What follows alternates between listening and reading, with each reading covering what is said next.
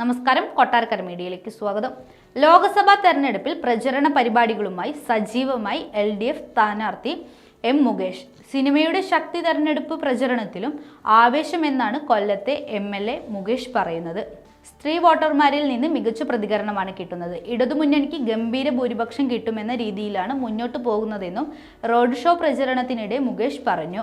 പ്രചരണത്തിനിടെ എല്ലാവരിൽ നിന്നും മികച്ച പ്രതികരണമാണ് ലഭിക്കുന്നതെന്നും തികഞ്ഞ ആത്മവിശ്വാസമുണ്ടെന്നും M. മുകേഷ് പറഞ്ഞു. വരും ദിവസങ്ങളിലും പ്രചരണ പരിപാടികൾ കൂടുതൽ ഊർജിതമായി മണ്ഡലത്തിൽ സജീവമാക്കാനാണ് തീരുമാനം.